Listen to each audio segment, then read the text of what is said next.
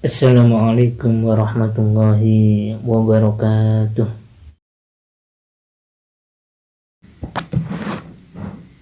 Al-Fatihah.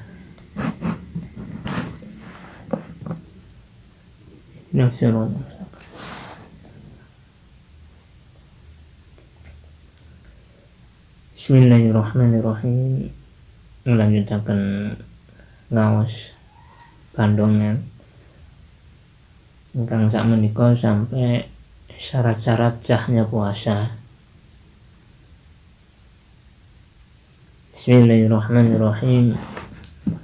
Syurutu sihati syaumi, utawi syarat-syarat sah puasa iku ida tawaffarat, tatkala terpenuhi apa hadhi syurutu ikilah pira-pira syarat soha mongkosa apa saumu posone. Wahya utawi syaratnya puasa iku arbaatun ana papat. Jadi syarat sahnya puasa itu ada 4. Puasa itu bisa dikatakan sah apabila 4-4-nya ini telah terpenuhi oleh orang yang diwajibkan puasa. Nomor 1 ini kual Islamu Islam. Fayush tarotu mungko dan syarataken ayakuna yang ta'ona apa syarat iku musliman wong Islam jami'an nahari ing sekabehane raino. Walau tadda mungko lamun murtad lahdatan wahidatan ing dalam sebentare Faktola mongko batal apa saumuhu posone man. Jadi syarat utama atau syarat pertama sahnya puasa menika orang itu harus Islam. Orang itu harus Islam jami'an nahari. Artinya 1 hari waktunya puasa. Maksudnya siang. Raino niku maknane siang. Jadi jami'an nahari itu 1 hari waktunya puasa, yaitu berarti mulai terbitnya fajar sampai terbenamnya matahari sampai maghrib. Itu orang itu harus dalam keadaan Islam. Falau rutadda lahdatan wahidatan batala shaumuhu. Jikalau orang itu kok dalam pertengahan hari atau jam 8 atau setelah duhur orang itu murtad, artinya keluar dari Islam, lahdatan wahidatan, meskipun sebentar saja, dalam waktu 10 menit atau 1 jam 5 menit orang itu kok murtad, batola saumuhu, maka orang itu puasanya batal. Di pertengahan hari sebelum waktunya buka kok sudah murtad, maka orang itu puasanya batal. Dan diwajibkan untuk orang yang murtad itu untuk mengkodok puasa yang telah ditinggalkan. Beda sama orang kafir. Orang kafir sudah dari kecil itu enggak diwajibkan untuk nyaur puasa ketika orang itu masih Islam. Tapi kalau orang murtad terus kembali ke Islam lagi, itu diwajibkan untuk mengkodok puasanya, begitupun sholatnya. Nomor 2 iku al-aklu berakal. Fayushtarotu mongko den syarataken ayyakuna yen ta'ana iku akilan wong sing berakal, ay mumayyizan, tegese sing mumayyiz jami'an nahari ing dalem sekabehane raina. Falau junna mongko lamun edan utawa gendeng sapa wong sing poso iku mang, walau haddatan wahidatan, senajan walaupun sebentar ae delok ae, batola ya mongko batal apa saumuhu posone wong sing asale waras dadi edan.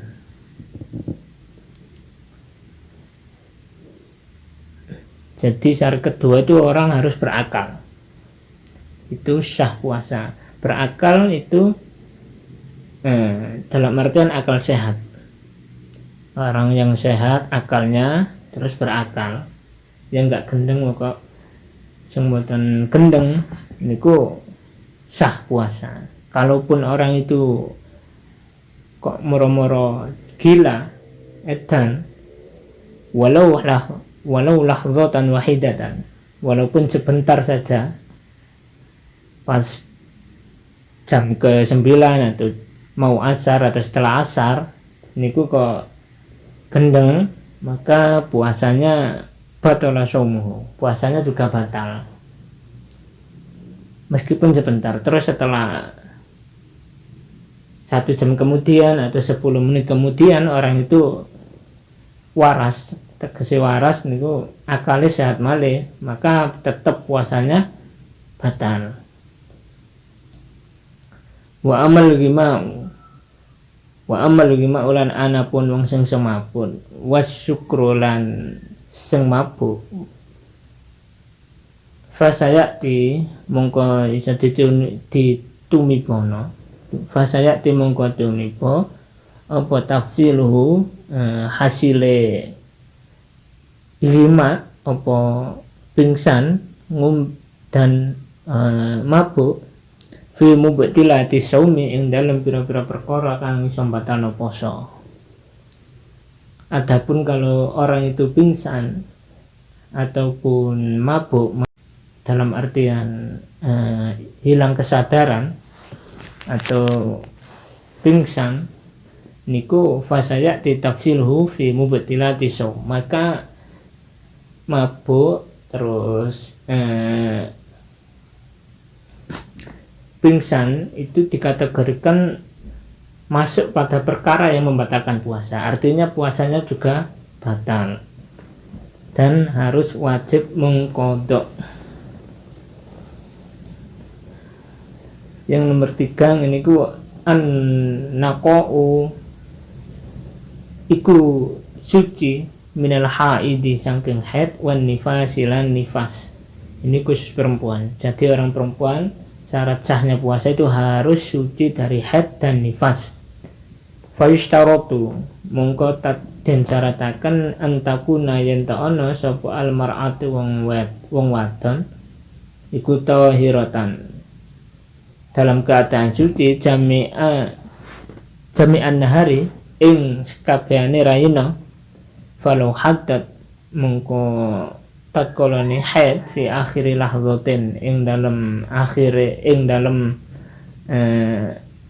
akhir sucine, tegese lahzatin bentar saja minan nahari saking rayina, batala mongko batal apa saumuha posone mar'a.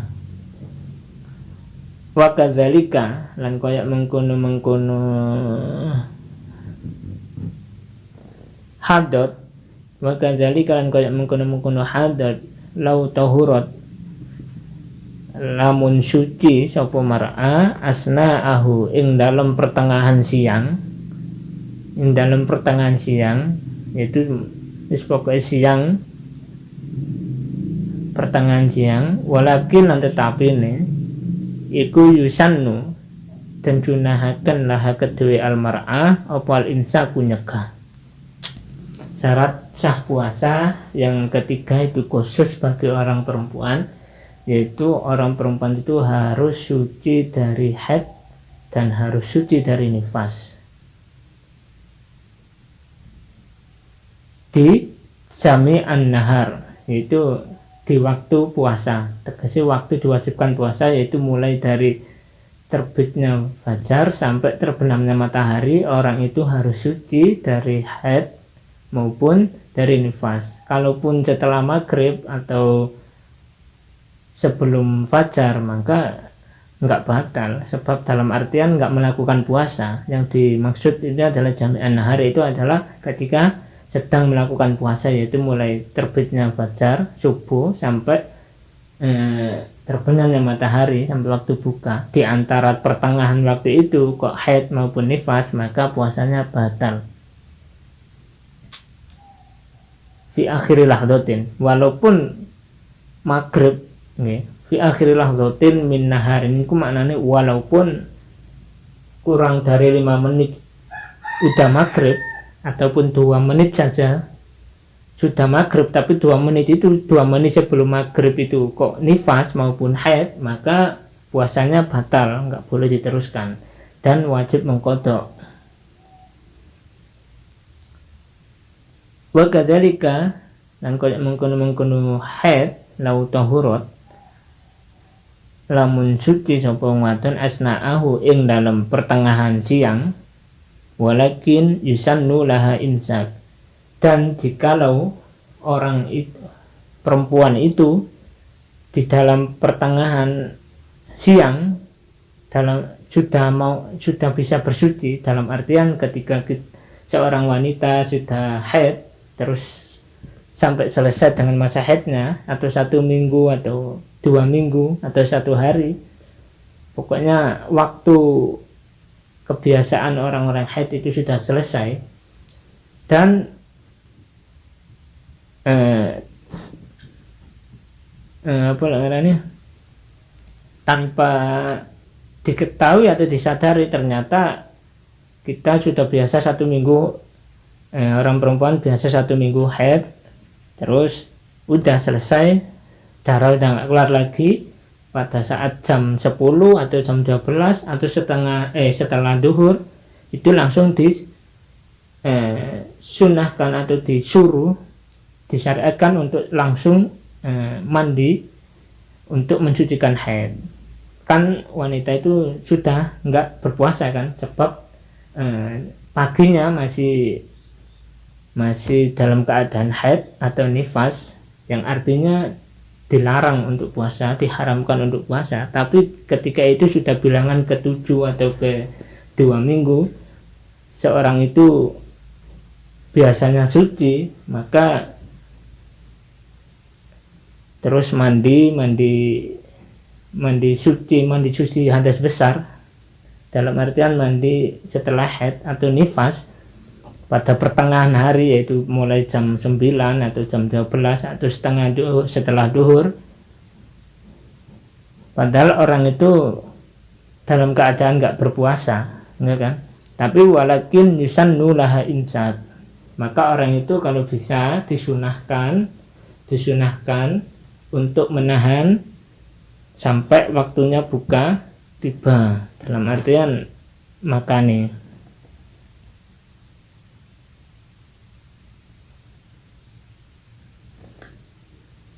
Maksudnya nggak makan aku tapi si haid, tapi dalam artian kan aku mah nggak melek sahur, tapi aku sih wis mandi besar, wis mandi suci, dalam artian sudah suci dari haid ataupun nifas.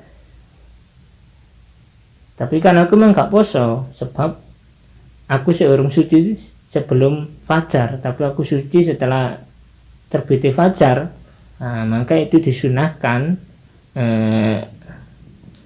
yusannu laha imsak, maka disunahkan seorang wanita itu untuk menahan dirinya, dalam artian nggak makan, tapi itu kan sunnah, hanya sunnah, syariatnya seperti itu. Tapi kalaupun kita makan ataupun kita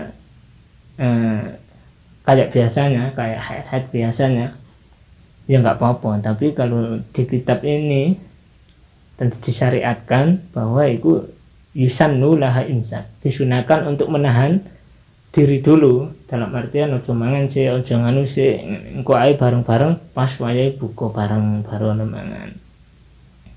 Tapi nggak apa-apa, disunahkan. Wa yahrumu, keterangannya pun wa yahrumu ala haidin wa nufasa al imsaku bin niyati shaum, dan tapi diharamkan ketika orang itu menahan diri itu disertai dengan niat puasa. Ya wis mek nahan ngene tok. Mek nahan wis engko ae bareng-bareng buka pas maghrib. Dalam artian iku tok. Enggak boleh ketika kita itu sudah suci ataupun seorang perempuan itu sudah suci dalam pertengahan hari terus niat wis gak apa-apa, aku kok tak poso setengah hari ae. Aku kok tak poso lumayan oleh setengah hari, ku enggak boleh. Wa yahrumu ala haidin wa nufasa'a insaku biniyati shaum, itu diharamkan orang perempuan yang sudah suci pertengahan hari itu untuk niat aku kok poso tak niatane poso engko paling kan oleh engko mben nyauri mek setengah hari kemudian angsal haram. Yang dimaksud imsak ngene iku imsak engko ae mangane engko ae opone. Nomor 4 iku al ilmu ngawruhi bikaunil waqtil qabila bikaunil waqti qabila saumi, itu dibolehkannya waktu puasa. Jadi kita harus mengetahui waktu puasa itu diperbolehkan, itu juga syarat sah. Ayya allama yang ngawruhi anal yauma ing dalam sak temene dina allazi yuridu kang den karepaken apa ayya suma yang poso hu ing dalam hari yang kita tahu bahwa itu hari bolehnya puasa, ya sihu mongko safihi ing dalam hari apa saumu poso bi alam yakun kelawan yen to ora ono minal ayyam saking pira-pira dina allati nuhiya kang terlarang anisiyami saking poso fiha ing dalam dina iku mang. Jadi orang syaratnya sah itu juga harus tahu bahwa hari itu hari diperbolehkan puasa. Kalau nggak tahu hari kalau diperbolehkan puasa, berarti puasanya tidak sah. Jadi orang itu harus tahu juga bahwa hari itu, hari ini oleh poso, hari ini sa poso, itu juga harus tahu. Tegasnya kan sadar, dalam artian sadar berakal. Jadi nggak boleh kayak di alam yakun minal ayyamil lati nuhiya anisya. Nggak boleh kita puasa itu di hari-hari terlarang dan puasanya menjadi batal. Paham ya? Meninjak lanjuti tentang persyaratan kedua, syarat sah puasa yang kedua yaitu berakal mumayyiz. Itu nggak diharuskan orang-orang itu apa namanya harus yang sudah balik, boten. Yang dimaksud mumayyiz ngeniku ayyakula wahidan wa yashrabu wahidan wa yastanji wahidan. Ayyakula wahidan wa yashrabu wahidan wa yastanji wahidan. Yang dimaksud mumayyiz ngeniku menurut ulama-ulama sudah bisa makan sendiri, sudah bisa minum sendiri, sudah bisa berbersih, sudah bisa berbersih sendiri, itu sudah masuk dalam kategori mumayyiz. Kayak toh RSD kelas 1 kelas 2 kan sudah bisa makan sendiri, sudah bisa minum sendiri, sudah bisa bebersih sendiri, maka itu puasanya sah meskipun belum mempunyai kewajiban bagi dia. Karena syarat wajib, nanti beda lagi, syarat wajib itu harus taklif atau mukallaf, yaitu orang yang balik. Tapi kalau syarat sah cukup orang yang berakal, tegasnya itu mumayyiz, berakal sehat, yaitu sudah bisa makan sendiri, minum sendiri, atau bebersih sendiri, itu sudah dikatakan mumayyiz. Kan sekarang anak SD itu kan sudah bisa mandi sendiri, sudah bisa makan sendiri. Kadang TK, anak TK itu sudah bisa makan sendiri, sudah bisa minum sendiri, sudah bisa bebersih sendiri, itu maka puasanya sah. Tapi dalam diri mereka masih tidak diberatkan oleh kewajiban untuk puasa. Artinya apa? Kalaupun mereka itu nggak puasa, tidak mendapatkan dosa dan tidak diwajibkan untuk mengqadha. Yang diwajibkan untuk mengqadha hanya orang yang balik, nanti masuk kepada syarat-syarat wajib puasa. Kalau syarat sah itu bebas. Anak kecil itu sudah sah puasa, dalam artian kalau menjalankan puasa dia itu sudah sah, artinya sudah mendapatkan pahala, sudah bisa mendapatkan pahala untuk amalnya dia.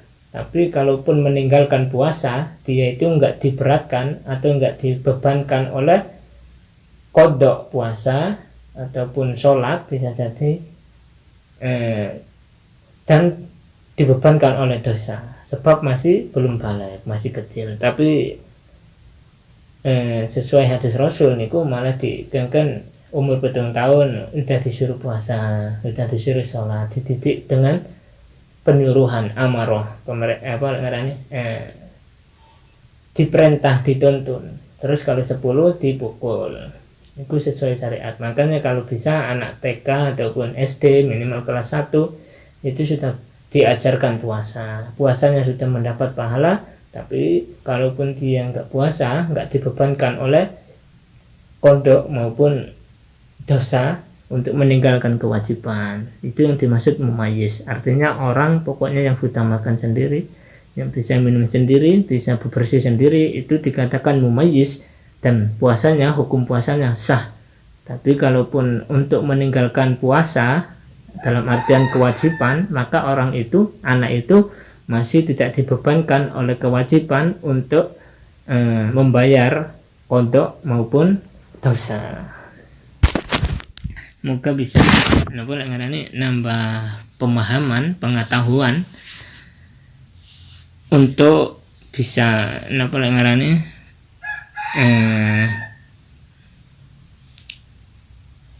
menjadi insan yang kamil, insan yang